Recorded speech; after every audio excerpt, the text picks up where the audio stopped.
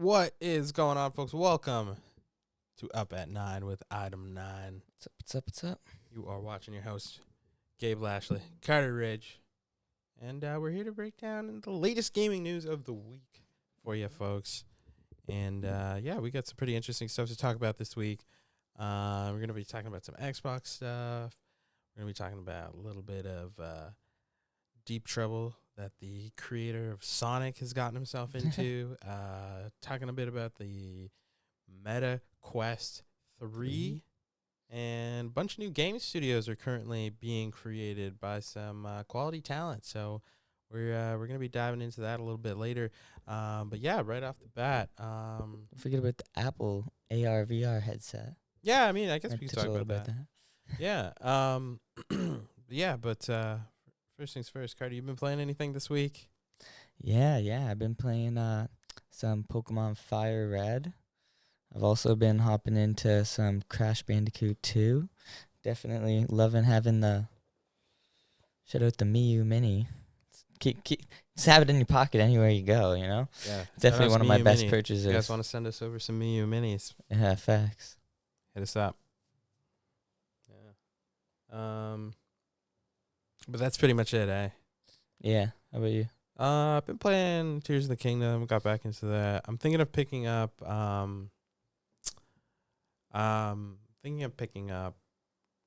Diablo 4 this week. I really want to dive into that.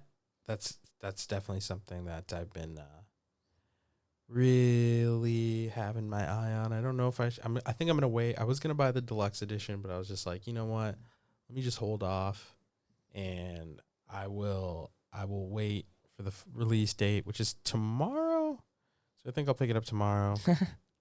And save myself a few extra bucks. You already lost the other days. Might as well just wait. Yeah, exactly. I was just like, you know what? There's no point buying the deluxe edition for one extra day of early access gameplay. You're really excited for that game, eh? I really am, man. I played a lot of the beta when it came out. I don't know. Yeah, I remember that. I don't know if your progress transfer is over. I'd be really happy if it does. But with that being said, you know, I played as the rogue class, and I was really having a good time doing that. So I am I'm very, very, very very close to pulling trigger and purchasing Diablo. So I think it's definitely something I can get a lot of hours out of. Mm-hmm. And it's just the reviews in general is looking really good. So I'm kind of sold. I kind of guess that's pretty much it for what we've been playing. But yeah, Blizzard needed a W after all the L's they've been taking. Yeah, recently. they really did. They've been down bad. They have been, and I knew some. If this didn't go well, it would have just been over for them. Yeah, and I knew there was going to be some problems because apparently a few PS5 players they couldn't get into the game. They had to make like a microtransaction first, and then the game would like let you log into the servers, which is whack. But yeah, it wouldn't be a Blizzard game without a few issues happening, of course. But yeah, I mean this week as well as kind of like, you know, leading into the whole Summer Games Fest, events that are happening. We've got Summer Games Fest happening this Thursday, and I think the PC Gaming Show is happening as well the same day. Then we've got Xbox's Games Showcase on Sunday, and the Ubisoft Forward is happening Monday. So a lot of gaming content. We're going to be covering a lot of it. So be sure to stick around for that. With that being said, Xbox has got a lot to, you know, they need a W. Got a lot of big claims. Yeah, they've got a lot of big claims. But here's something positive because Aaron Greenberg, he's Xbox's VP for games marketing. He recently revealed on Twitter that the upcoming Xbox Showcase will only use in-game engine footage to show off its new titles. I believe for their first party games. Let's just be clear that it's their first party Xbox exclusives. There will be no CG trailers. It's going to be either in-game footage, in-engine footage, or in-game footage with some cinematics, which is pretty sweet. and which is really reassuring. I think, they Xbox fans have had enough. Yeah, they owe the fans a look at what they could potentially be playing on their Xbox consoles. I mean, the thing is like Xbox has got it's got a pretty good ecosystem what they're working with right now with their cloud gaming and their Games Pass, but They've been starved, like literally since release. Like, but like all there was Halo, and Halo was nobody. Even the Halo fans weren't even a fan. Yeah, but then again, that's the thing. There's just not enough first party content to really sustain what Xbox fans are kind of looking for. And I mean, I really think that this is one of their last chances to really sort of show what the next gen or current gen consoles, Xbox specifically, has to offer to gamers. You think they're gonna delay Starfield? I don't think they can afford to. That's what I'm saying. I don't think they really can afford to. I think that that's really what some folks are gonna. That's really what's gonna potentially help sell their consoles this holiday season. People are gonna want to, and I don't believe Starfield's coming to. Is it coming to PlayStation or no? It's Xbox. I don't think so. It's their exclusive. It's right? exclusive, yeah. So that's the thing too. I don't even know. Bethesda's got a pretty big PC only. Yeah, Bethesda's got a pretty big fan base. So I definitely think that this game is gonna be released. I don't think that it's going to be as polished as we think it's gonna be. You think it's gonna be as bad as 76? I don't think it's going to be as bad as 76. Let's be real. No, all Bethesda games are pretty buggy, but they are pretty that's buggy. To be expected. But like, as long as it's like functional, I hope that there's just some good enough content that's going to hold me over. But yeah, I mean, I think that this is a good chance for them to show off a good chunk of what gamers can expect to be playing. And I think that's a good move. I mean, them moving away from the CG trailers, it's really, I think at this point as gamers, like, we know what we want to see. Like, we're just trying to be overhyped by things all the time. And what we really want is to see what we're actually going to be playing. So I think that's a good move. Definitely. And I also thought this was funny. The Xbox and games people said that, they can confirm there will be no movie or TV show trailers in our game show, Greenberg said. This may be a dig at Sony's Gran Turismo trailer from the last showcase. Yeah. I mean, that's good too, that they're just getting straight to games. And then this was also a thing that they said. They said that they are not going to commit to a 12-month release deadline for games that are featured in the upcoming event. And that's something that they did last year, where they said all the featured games would come within 12 months. Oh, yeah. And then right here, like Hollow Knight, Silk Song was delayed for the first half of 2023. And yeah, there's a lot of things that have left a salty taste in the Xbox fans' mouth. Specifically, the release of Redfall, and even Phil Spencer went on to say that they really dropped the ball on it. And I mean, overall, I'm hoping we can see some cool stuff. I mean, they released like a little bit of a teaser video of what we can expect. And there was like a trail of glitter from a Xbox controller like leading around. And so I'm thinking it is a Fable sort of teaser, because that's how you get to quests in Fable, by like fairy dust kind of trail. So I'm thinking definitely we're going to see some Fable stuff. But I mean, it's just, is it going to be enough? I think they really got to bring out some heavy hitters, because a lot of people were impressed with the PlayStation Showcase. There was a lot of cool stuff that we saw there. You still got Wolverine in the tank too. Yeah, exactly. So I really do think that Xbox is doing their thing. They're making acquisitions. They've kind of set themselves up to be quite a successful, force in the gaming industry, but it's just their execution right now is just it's Slow. been very, very slow and very sloppy to say the least. But yeah, I think I mean I'm hoping we get to see some pretty cool stuff at this reveal. You know, I'm always excited to watch down these the stream. events. So yeah, I mean, of course we're gonna be having a little reaction and reveal stream happening here for that. So be sure to tune into that. And that kind of like I wanted to talk about Redfall as well, you know? Mm-hmm. Because we got a report from Jason Schrier from Bloomberg, and he kind of really gave us an inside look at why Redfall was such a disaster of a release. I will say that. You know, they're talking about for the longest while how that they just wanted Microsoft to like cancel this game when they came in. But yeah, I mean, a lot of stuff that I read here was that half of the team that was like working on this game, who worked on Prey and stuff, had left before they were even making this. Like, yeah, so like they wanted to put like the whole multiplayer thing was just something that they weren't particularly interested in doing. I just think there's a lot of studios that are trying to do these like trend chasing right now, and you know, Arcane's really known for their really innovative and open-ended level design, and it really sucks. Yeah, it said that they were understaffed.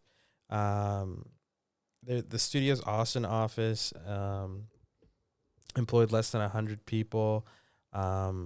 So that was kind of something that they had to deal with.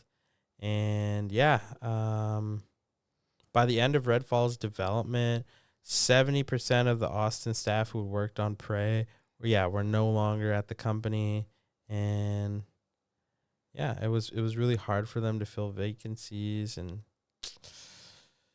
it was not that good. So didn't they say something else about like the developers wanted them Microsoft to cancel it when when the acquisition happened?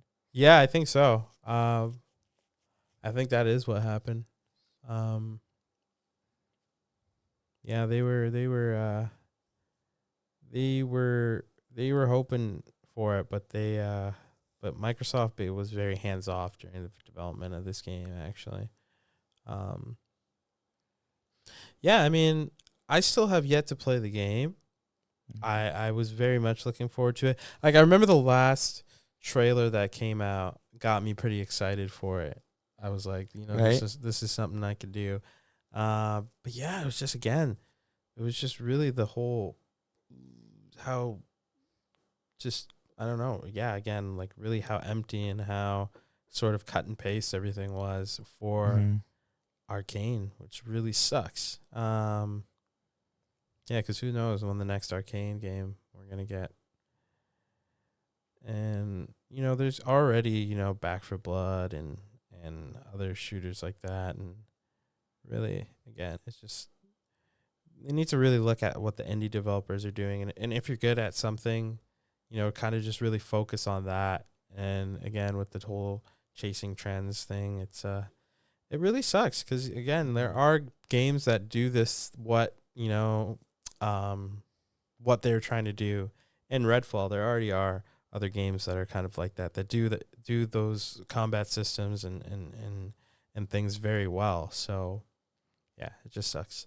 But hopefully Arcane can get back up on their feet, and whatever they're cooking up next will be a definite improvement on what we got. Who knows? Maybe Redfall can come back from the dead, but I'm not counting on it anytime soon. And yeah, we got some new stuff from the folks at Meta, formerly known as Facebook. Zuckerberg. Yeah, Zuckerberg has announced the Meta Quest 3 VR, which Pump it up another level. Then at $4.99, $50 cheaper than the PSVR 2. is it? Mm-hmm. Interesting. Yeah, so I think really what these guys are trying to do is kind of integrate AR as well with like putting the cameras on the front. I think it does like full color pass through now, which is something that they've really been trying to work on for a while.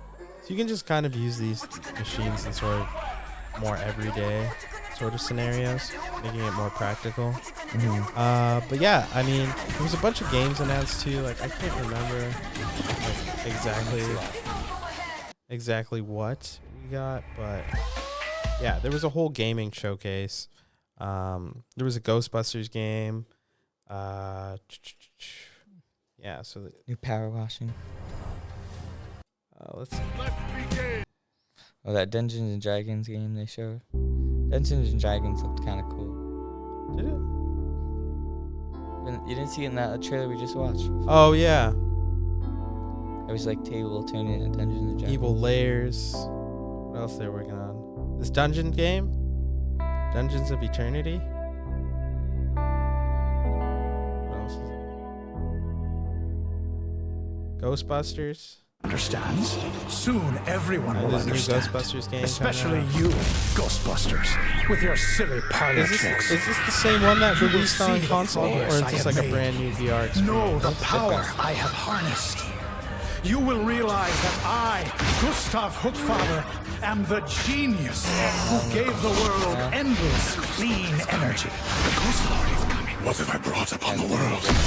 The time of the Ghost Lord is here. Yeah, Rise of the Ghost Lord. Ghost Lord coming. Yeah, we got a bunch of cool stuff coming, man. Oculus Publishing. Interesting. Oculus everything. What is this? Check Whoa. this out. The team let me into the San Francisco Ghostbusters HQ This a looks pretty little neat. I don't early, know what this is. and This it's kind of still looks under like a big players fantasy game. with its jaw-dropping scale, brutal physics-based combat, and stunning graphics. Asgard's Wrath 2 will set a whole new standard Asgard's for Wrath wireless was a VR. crazy game. This it was like is a the deep very and immersive Greek, action big RPG Greek that mythology you've been waiting first-person for. Game, and it was like Packing one of enormous the best free-roaming reviewed environments, as well, gorgeous VR visuals, games. and well over 60 hours of And they're making a exploration sequel, and intense which combat makes sense. into 'cause I think MetaQuest it's 2 definitely the and most like MetaQuest 3. fully Today, my friend Matt Kramer, featured head of design at game that you Sanzaro can get Games, on, like, will take us on a tour of the team's an groundbreaking Oculus title. or any sort of VR Everything headset. you're about to see was captured in game. Yeah, I mean, just take Matt, a look because The mic's yours. this game looks really good. Thanks, Ruth. I'm so excited to show everyone what we've been working on at Sanzaro these last few years. Asgard's Wrath 2 picks up where the first game left off, in a mysterious tavern you can't escape from. You're suddenly thrust into battle with a giant creature, clearly from another realm. Just when you think all is lost, you encounter the Weavers of Fate, a trio of beings that set you off upon your adventure to find and stop Loki. Greek mythology. So or just Norse how much mythology. bigger is this game? Not only will you travel through new Asgardian locations, like Muspelheim, the Asgard. land of fire, Yeah. the Weavers of Fate will also bring you to new realms, like the vast desert expanse of ancient Egypt. These massive worlds, beyond the scope of any other game on the That's MetaQuest pretty platform, crazy. This is pretty come crazy, alive actually. in Asgard's Wrath 2. Dotted with temples, caves and dungeons, characters to meet, Travel well. monsters to battle, quests and side quests, wildlife, crafting resources, mini games, and more. This is a living world you can roam and explore freely. The most expansive of these worlds is the Great Sand Sea, full of hidden treasures and unique events. You could spend hours upon Looks like hours there's Egyptian exploring this gods in map this as well. and still not It's pretty discover neat. all its secrets. You might decide to prove your combat prowess by hunting rare, high-level monsters that roam the sands, or gather plants or and animal parts to craft useful consumable goods, such as bait to attract wildlife, or a ward that provides a temporary AoE benefit wherever you throw it. But it's not all about survival. Kick back and fish, or beat your high score at the slingshot shooting gallery. There's no shortage of stuff to do and see outside the primary quest line. That's pretty crazy. Yeah, These worlds are so big, you're going to want some more speed as you move through them. Luckily, you'll have the power of a god at your fingertips. As with Asgard's Wrath, you'll be able to transform a few brave animals into unique warrior followers to help you solve puzzles and eviscerate enemies. New in this game, they'll serve as powerful mounts that can carry you swiftly across the massive realms of Asgard's Wrath 2. Yeah, grapple. Of course, what's fast on foot or mount can look very different to a god. What's a king to a god? Like Asgard's Wrath, you'll also see the world from the god scale perspective and use your cosmic powers to manipulate the mortal world around you. This is pretty cool. Reach You got this, like, inaccessible areas, simulations solve going puzzles, and more. on. No way. You can't save the world alone, though. Yeah. Egypt is full of would-be heroes who need your godly assistance to enter the realm of legend. Each hero in Asgard's Wrath 2 is completely unique. Different weapons, Yo, so different you can skills go and into, like, abilities, different- and possess different different strengths. people? By possessing these mortals, you can help them fulfill their That's pretty destinies sick. and get closer to yours as well. The first of these heroes is Abraxas, a cynical tomb robber with a grudge against the gods. You and Abraxas make an unlikely pair, but you'll have to work together to take down fearsome enemies like the bloodthirsty goddess Sekhmet. Abraxas seeks vengeance against Sekhmet for the murder of his father. With his boomerang axe, whip sword, and bladed shield at your command, he'll stop at nothing to defeat her. Combat was one of the aspects players loved most about Asgard's Wrath, us included. It was vicious and brutal. Whether swinging a sword, throwing an axe, Nice. or even using your fists, the combat made you feel powerful and skilled. Oh, geez, you throw him to the ground.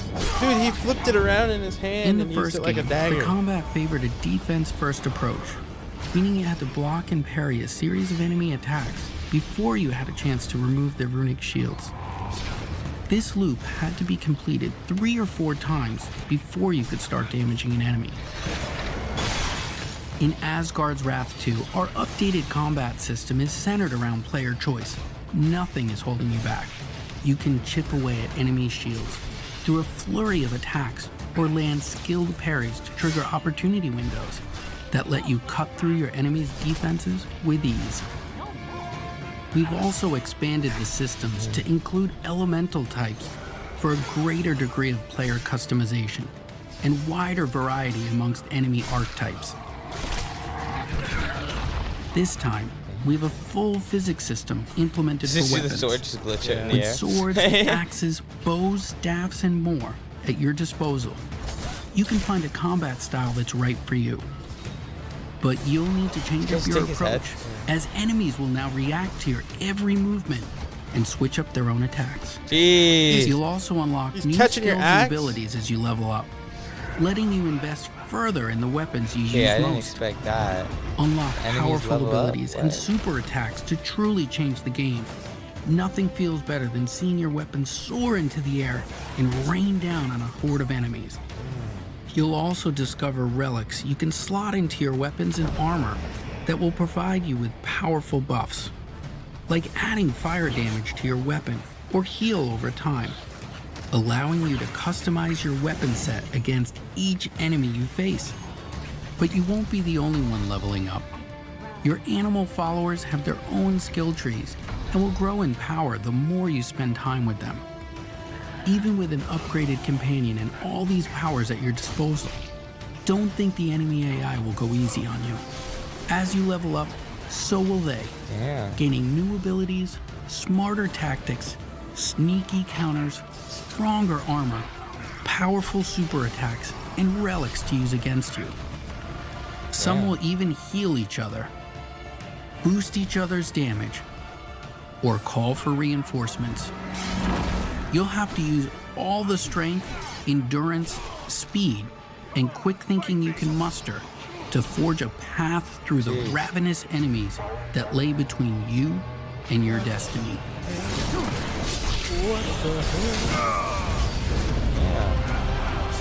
Way deeper than I thought. For a true challenge and the saying. opportunity to earn It's bragging like a rights fully- amongst your fully friends, realized, like, you can RPG. step into the Uncharted VR, Rifts, that's crazy. an infinitely replayable meta. dungeon crawling Meta mode quest. with exclusive loot that you can take back with you into the main campaign. The rifts are always open, so you can visit at any point during or even after the campaign and put your skills against some of the toughest time-limited challenges the rifts I have to just played offer. this game in, like, Face fucking increasingly VR. ferocious enemies It's as you like a delve third-person deeper game. into these endless labyrinths, encountering the ghosts of players who fell victim to the rifts before you. Whether friend or foe, these specters will be part of your dungeon, helping or hindering your progress. Survive long enough, and you'll earn a spot on the leaderboards and those precious bragging rights. The Uncharted Rifts are deep and full of mystery. They're almost like a whole game on their own, and we've barely scratched the surface of all the unique dangers you'll encounter. I hope that this first look at Asgard's Wrath 2 has you excited. We've got so much more to show you. Definitely More going over heroes, to Cas. more companions, Asgard's Wrath 2. Loki anomalies. I can't wait to show you more. Is it coming to Quest 2? Back to you, Ruth. No, it's coming. Like, once it's in the store, you can play it on Any of the quests? Yeah. Okay, now head over to the MetaQuest store because pre-orders of Asgard's Wrath 2 are open. Gotta go over to the Quest store. Pre-order, and Oh, you'll yeah, I get a guess I copy am, of the right. original Asgard's Wrath I on mean, PC. The 3's not even out, right? The 3 is not out, but I mean, like, that game looks fantastic. I mean, Yeah. for the most part, there wasn't too many games. I was literally gonna say I'm gonna have to talk out. Look at that game. Yeah. Asgard's Wrath 2 looks pretty crazy. Bulletstorm VR. What? Yeah, Bulletstorm VR is coming, which is pretty What? sweet because I love the game Bulletstorm, and I think this is a perfect game to have in VR, especially with the whip thingy that you have. Damn, this looks exactly like it did on the PS3. Damn. Oh, I'm dead. Is this a new game or the same game? I think this is the same game. Yeah.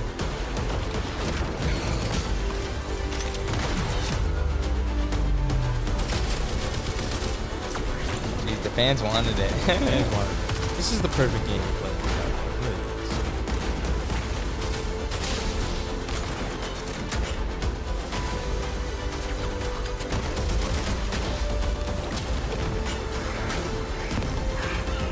I would have been happy with Resistance. I need the Resistance from the PSVR.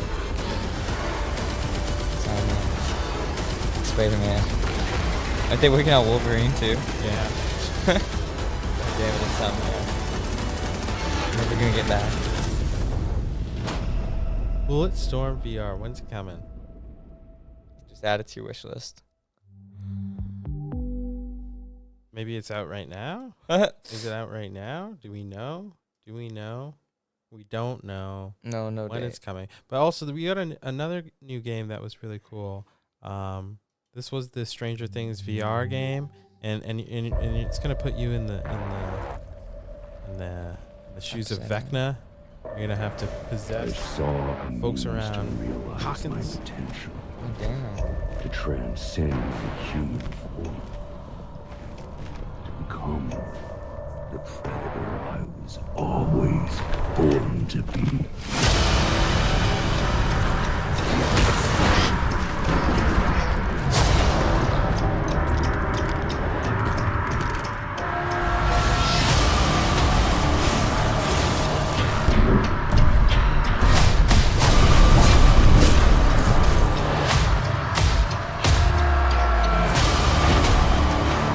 This is pretty neat, actually. I think. Are you gonna go through the show?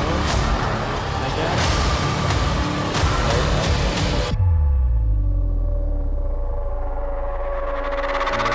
It's time. After those other ones, though, the graphics just had me. Even Bulletstorm's it's a graphics different- are looking better. No, this is a different.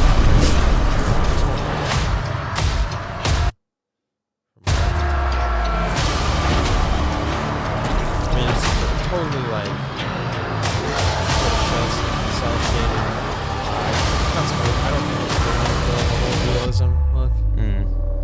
that's true. They want kids to play it. They don't want it too scary. I think so. It's time. That's true. Still to make it kid playable. I mean, that looks fun. Yeah. Yeah, Is it- so I think that the Meta Quest is got. They had a pretty decent showcase, and they're Power Wash Simulator is coming. Oh, Arizona Uh, Sunshine is coming to that too. It's coming to PSVR too. Yeah. So that's actually pretty neat. We got a lot of cool stuff there. And then moving on from that, I don't know if you want to take this one, Carter. Yeah, so the co-creator of Sonic the Hedgehog, Yuki Naka, faces prison sentence for 2.5 years for his part in the insider trading scheme. So the prosecutor's office is ordering $2.5 million. Well, I think that's 2.5 million yen. Yeah. Oh, okay. Yeah. Sorry. But then he's also getting a penalty of supplementary penalty, 170 million yen, which is 1.2 $2 million. Claiming he showed no signs of remorse. Yeah. He was charged with violating Japan's Financial Instruments in Exchange Act by illegally buying shares based on inside information. Damn. Yeah, so I guess wow. Yeah, so apparently it was alleged that Naka, who was working on Balan Wonderworld, which is a crazy, very bad game, was made aware that Japanese developer Aiming was working on a new Dragon Quest mobile game called Dragon Quest Tact before it was officially announced, and he then reportedly bought approximately 10,000 shares of Aiming stock for about $20,000 with the intention of selling them once the game was announced and Aiming's stock value increased. That he was sucks. arrested again in December for allegations that he carried out a similar incident after learning confidential information that Square was planning to make Final Fantasy VII the first soldier with mobile developer A-Team Entertainment. Damn, that sucks. I mean, they really took their business serious over there in Japan, Mm-hmm. It was, when you look at it, it's not that much money. But at the same time, these are big penalties that he only invested $20,000. We don't even know how much he made on the return. So Yeah. he's potentially looking at going to jail for what, 1.5 years? 2.5 years? 2.5 years. And $1 million. And $1 million bones. I mean, That's crazy. That really sucks. But it also, what he did was very dishonorable. Yeah, that's crazy. That man tried to pull ultimate finesse. It brings a lot of shame. A lot of shame. But at the same time, he's just a squirrel trying to get a nut. Yeah, for real. He saw an opportunity and he took it. Can I blame him for that? No. But at the end of the day, he got caught, and that's whack. So He got caught. He got Two caught once. times. He got caught twice. That's crazy. Oh man. Yeah. Yeah. Apparently. Oh damn. He bought 130,000 shares. It says. And then he earned over $146,000. In between both? Damn, that's it? Damn. Yeah. It's not a lot, that much money, but It's not that much for how much he's getting fined. yeah, exactly. It's a That's what I'm decent saying. amount, but he's getting fucked. Yeah, Like, he really I thought he is. was going to get like $1 million. That's what I'm saying. That's This crazy. guy didn't even make a mill. Yeah. He was better off just fucking making video games. He's making Balan Wonderland too. Yeah.